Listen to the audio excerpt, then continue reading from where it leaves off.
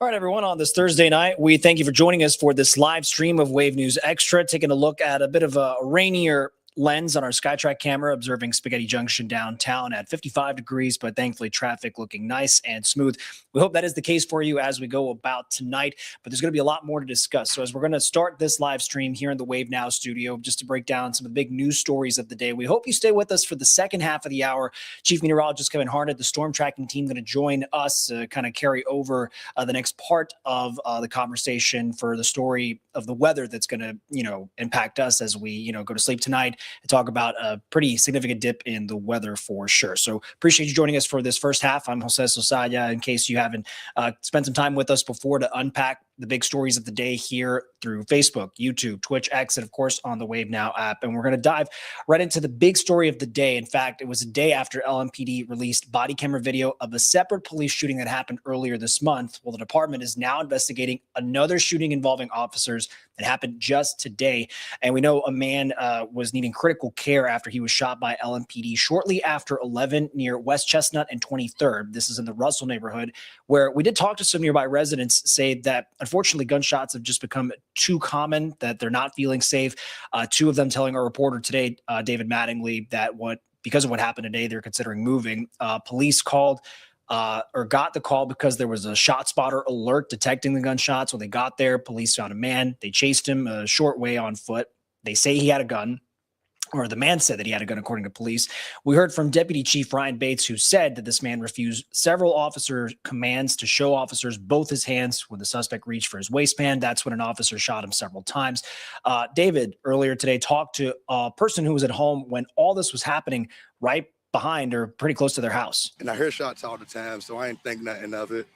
Then I hear a second ring of shots like 2, maybe 3 minutes later. And that's when I knew something had to happen. So I stepped out my backyard, and there was heavy police force in my backyard. They was demanding for a guy to get down. So again, this was an officer-involved shooting, but not a deadly one, unlike others that have happened, unfortunately, over the course of this past couple of weeks. And again, at last check, he was still needing critical care, the suspect who was sent to the hospital, but police did find a gun in his possession. The next step is going to be now waiting for LMPD to release this body camera video so the public could take a look at the images and inspect it from there.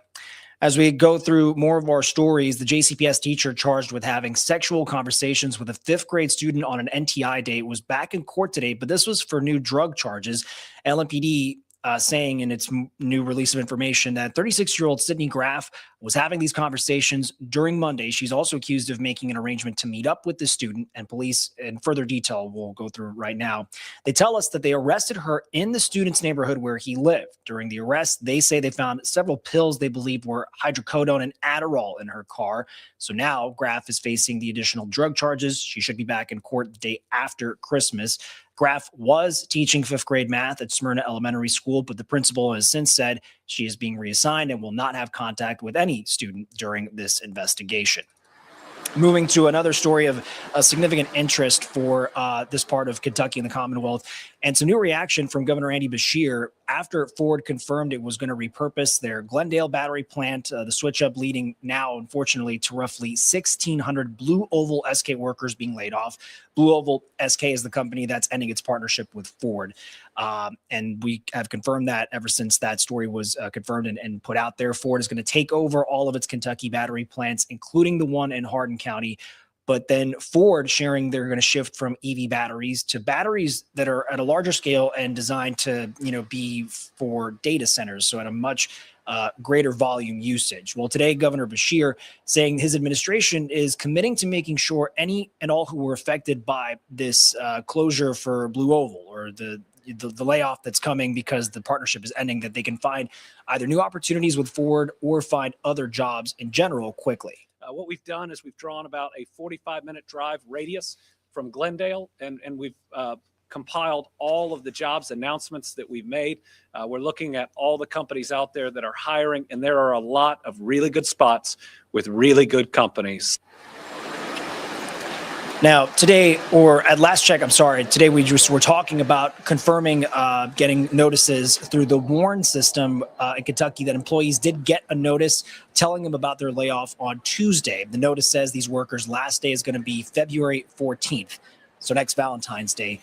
Ford is planning to bring 2,100 jobs to the plant once that facility itself is officially retooled. Coming back here into the studio, a reminder as we now get closer to Christmas, thinking about shopping, but perhaps the pressure, unfortunately, if time has not been on your side to get things shipped or packaged or everything else.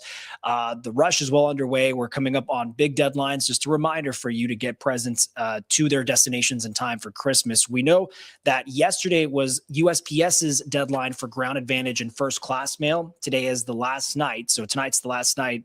And tomorrow, we assume the offices are going to be closed. But priority mail, the cutoff was today. UPS, in its case, recommending you get packages shipped by tomorrow for 3-day select, or by Monday and Tuesday for second or next day air shipping is their service. Meanwhile, FedEx is recommending shipping out by December 23rd for delivery by Christmas Eve. Now, you're here seeing a distribution center in Shepherdsville. They're using some technology to make sure Christmas gifts make it to where they need to go on time. This is a staff, and they say they ship about 120,000 units a day during the peak of the holiday season. So Wave News reporter Fernando Garcia Francischini shows us this behind-the-scenes look into how it all works. If you've placed an online order for clothes or shoes from a big brand, there's a chance they come here to Radial's fulfillment center in Shepherdsville. And this time of the year, things get busy. It's all hands on deck. Radial works to make sure thousands of gifts make it under the Christmas tree in time for the holiday. Jessica Garcia oversees a lot of the work. What does your work look like? Okay, so every morning at 5:30, we open the building and we check our goal for the day. For example, today I had to ship 15,000 units. By noon on Thursday, her employees had already shipped more than 10,000 packages to people across the country and even internationally. But it's not only humans putting in the work. About 200 robots do some of the heavy lifting. So what these bots will do is travel around the pick spaces, taking the place of the travel that a worker would typically have to do. Spencer Reed with Locust Robotics says this time of year, a robot will travel anywhere from 12 to 15 miles per day in the warehouse.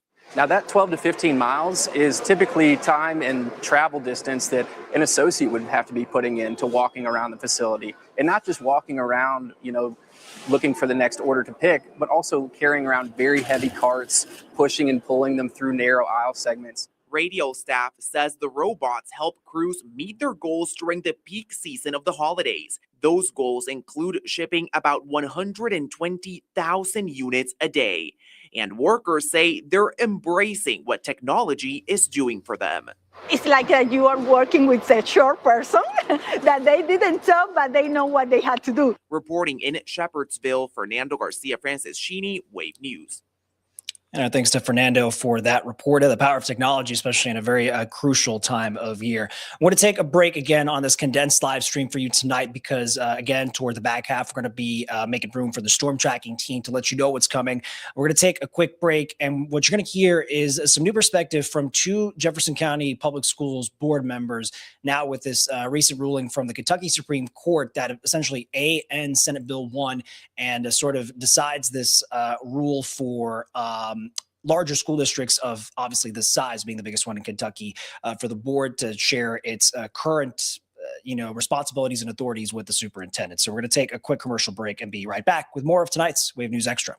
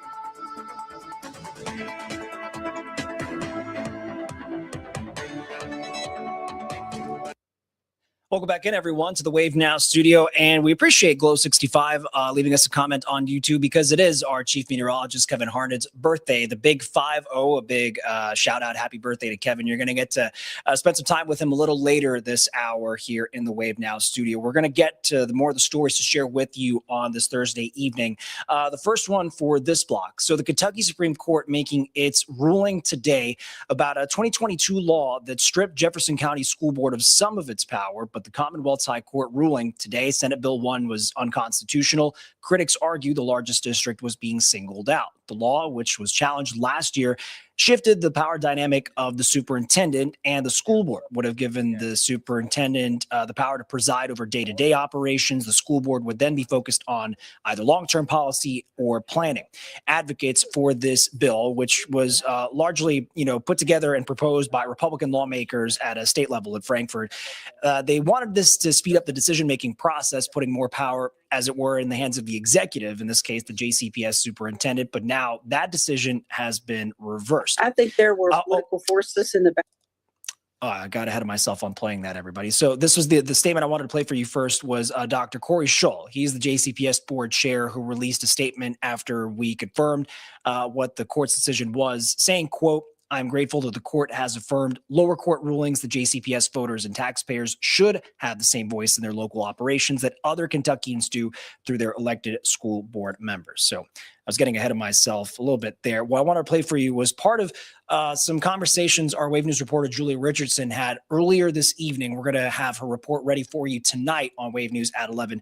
But we're going to hear from board members Linda Duncan and Taylor Everett with some difference of perspective or processing the Supreme Court decision, and just a little more context of how they felt the process, A, was playing out, and B, what will be important moving forward. So we're going to hear from Linda Duncan and Taylor Everett. I think there were political forces in the background that felt that the superintendent should have more authority and not be shackled by the will of the people. I really felt like that. There were forces in the background operating that were trying to concentrate the power in the office of the superintendent, and didn't like the interference. I thought the board kept the superintendent, I think, from more directly being able to make decisions. But that's not the structure that we've been given in this state.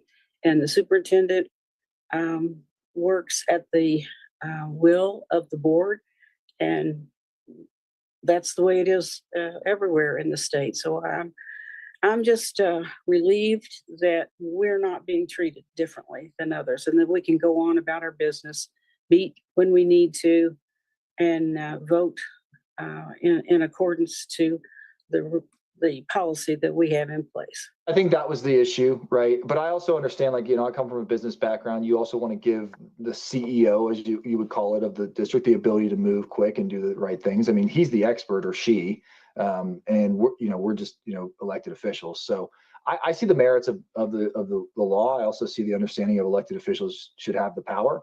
And so moving forward, I obviously want Dr. Yearwood and whoever the superintendent is after him to be able to know that they can still do what they need to do, and we're going to support them. And also that, again, we want to work with the state as best we can, and we just want to have an open collaboration before hopefully, laws go into place that would affect JCPS in particular.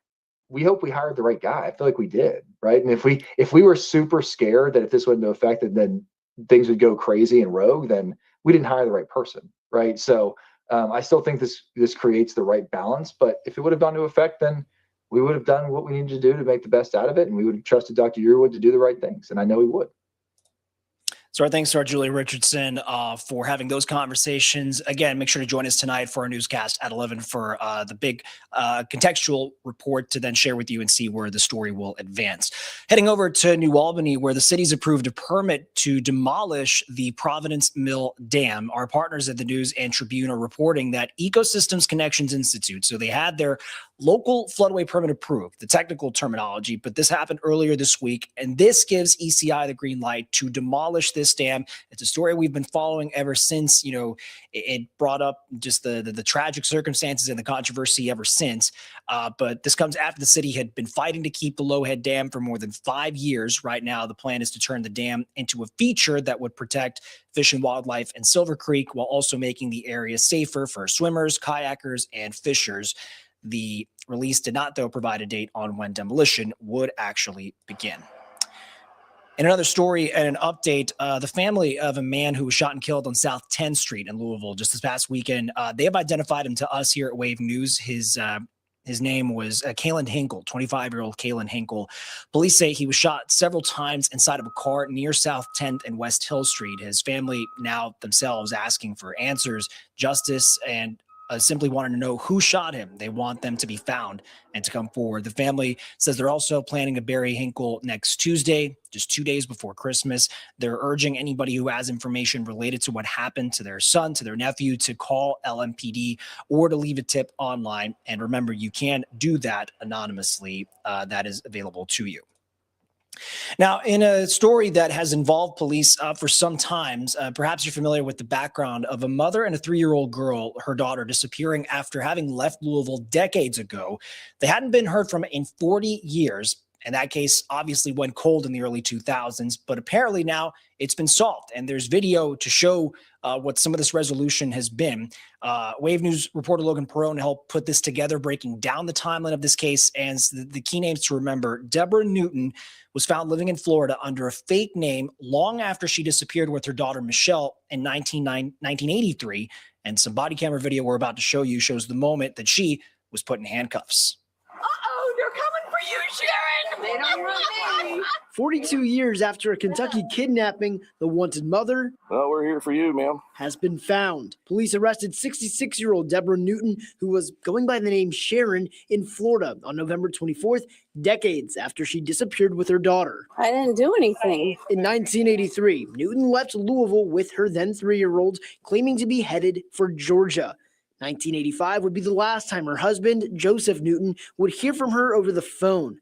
Deborah would soon be listed on the FBI's top 8 most wanted parental kidnapping fugitives. In 2002, the case was dismissed, and Michelle was removed from the National Missing Child databases in 2005. A family member asked the Jefferson County Sheriff's Office for help in 2015, and the case was re-indicted in 2016. Then a breakthrough this year, when a tip in Marion County, Florida, led to Newton's arrest. Newton was a near-perfect DNA match to her Louisville-based sister. Can you take a seat for me? Newton appeared in a Jefferson County courtroom on December 8th, facing 1 felony charge of custodial interference. Her daughter and former husband in the courtroom. Your Honor, for the record, we'll acknowledge identity waive formalities as the court to enter a plea of not guilty for Ms. Newton. Her daughter Michelle has since been reunited with her father and other family members. All right, thanks to Logan Perone for that update. And Newton's felony charge does not have a statute of limitations. That is why prosecutors say they can still bring this forward. Her next court date is going to be scheduled for next year around late January. It'll be January 23rd. It is 8:24. We'll be back to reset with this commercial break and bring you the last round of stories for tonight's Wave News Extra. Hope you stick around for the Wave weather breakdown, a live stream we're going to have here with the storm tracking team. But we're going to reset real quick and be right back.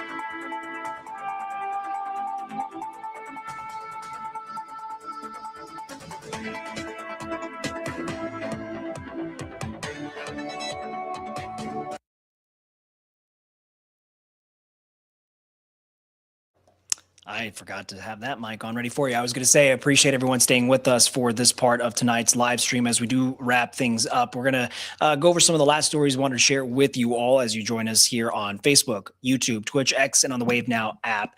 Students at Bluegrass Middle School in Hardin County, very timely this holiday season, but they're spreading kindness to those who are battling cancer right now. Wave News reporter Marissa Burke was there as students wanted to deliver hope in the form of some care packages we want to share with you. I hope that these bracelets will make them feel a bit better, that there's someone there with them. Patients at U of L's Brown Cancer Center feel the generosity of Bluegrass Middle School students. 7th grader Anaya Anand made dozens of bracelets for those battling cancer. She and many of her classmates put together care packages for patients at the Brown Cancer Center. I had a teacher, and her name was Miss Brown, and she had to quit because she was diagnosed with breast cancer, and that was really unfortunate. So, I kind of wanted to help out with this year, and I think it's just a great way to give back to the community, especially around the giving season. This all started as a thoughtful gesture in 2023, inspired by Lieutenant Governor Jacqueline Coleman's breast cancer diagnosis. She was able to power through that and remain in office, and I think her enthusiasm about the subject and her openness about it is really helpful for people who may be struggling. In a time when people are facing uncertainty and more questions than answers, Lieutenant Governor Coleman says hope comes in different forms. These guys give me hope, and they're going to give hope to so many people here.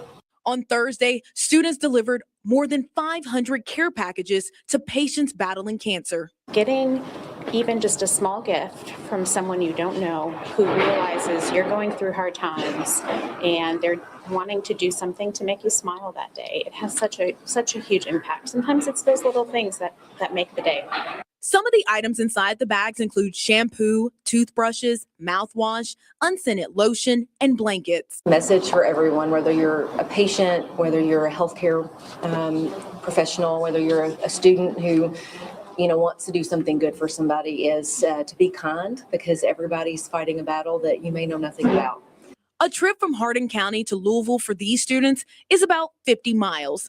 The lieutenant governor says their care packages go beyond the distance. Marissa Burke, Wave News. All right, now on a story that involves a little bit of intrigue and Indiana in itself, because the Chicago Bears are hinting that it's possible they could be moving to the Hoosier State. The team's president CEO putting out this letter today to fans saying the Bears are expanding their search for a new site for a stadium, and that does include Northwest Indiana. The Bears say they plan to start construction on a new stadium in the Chicago suburbs. However, the letter put out by the president CEO Kevin Warren saying that state legislators told them that is not a priority for 2026. And because of that, Warren says they're now searching further locations across the region, and that includes Northwest Indiana. Governor Mike Braun even was quick to jump on the news when that was confirmed in a post on social media saying he thinks this would create huge benefits for the Hoosier State, an economic boost, and job creation. Warren's letter says the Bears' current home, Soldier Field, is the oldest and smallest stadium in the NFL. All right, coming back a little bit closer to home, Nansen Craft Florist is making sure folks in our community can get not only non-perishable food, but also fresh food from a local pantry. So today,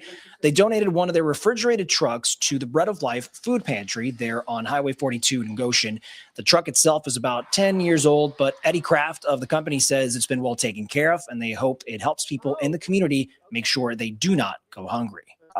Nobody should go hungry. And food is just, it's simple. And if we could help in a way, in our community, that's what we want to do. I mean, we're a local flower shop, and if we can pitch back in, that's what we want to do. Now, if you do see the truck driving around, it will still have the Nansen Craft Florist decals and design on it. The food pantry says they want people to know that the flower shop was as generous as they have been. The last story we're going to share with you tonight is a rescue, and thankfully it was, again, someone being in the right place at the right time, but it was a Clarksville police officer who's being called a hero by his own chief and his community because he went to warn neighbors about a fire. It happened just before 5 a.m, December 7th. Officer Matt Purley was even wrapping up his shift. Wave News anchor Rob Wells is sharing that the 7-year vet on the force says he really was just in the right place. Hey, the house is on fire! Hey. Your house is on fire! Body camera video reveals the moment that Clarksville police officer Matt Purley started pounding on the doors of a home along Evergreen Drive to let residents know the place was on fire. It was smoky in their apartment, but not smoky enough that they could tell how bad the fire was at that time. He said that a language barrier made it tough when every second counted. Español, ¿es todo personas? Sí, nosotros debe ser del lado ahí. I just, with what little Spanish I knew, told them that we need to get out of the house quickly and got them out. Purley got the couple to safety as fire teams and fellow officers worked to alert others nearby and get the situation finally under control. I don't think what I did was necessarily heroic. It was just, I saw someone was having an emergency and I responded to that emergency, and that's what we get paid to do. Purley adds that timing was everything. If I had come through there a couple minutes earlier, I may not have seen the smoke in the area. The fire might not have been bad enough at that point for me to notice it. And if I had come through there later, there's a good chance that something much worse could have happened to them. As the couple he helped and others displaced by the fire get their lives back on track, Purley says what happened that early morning is a reminder to the community that he proudly serves. The people of Clarksville, I hope this is a good example of how we are consistently, proactively patrolling neighborhoods, businesses, streets. We're trying our best to keep everyone safe. Rob Wells, Wave News. Our thanks to Rob Wells for that report and this conversation with Officer Purley. That is going to do it for us tonight on this edition of Wave News Extra. Don't go anywhere, though, as we're going to reset here the desk so I make room for Chief Meteorologist Kevin Harned, the storm tracking team. So hope you stay with us as we're going to switch over to the different channels, but still stay on Wave now as Kevin is going to walk you through what to expect from tonight heading into tomorrow as we do this really switch over from the rain we've seen all day. I got to talk about the cold that's coming too. So we appreciate you joining us, folks. That's going to do it for us here, and we'll be back tomorrow night. Make sure to join Kevin on all the different Wave News channels as we're about to reset. So thank you.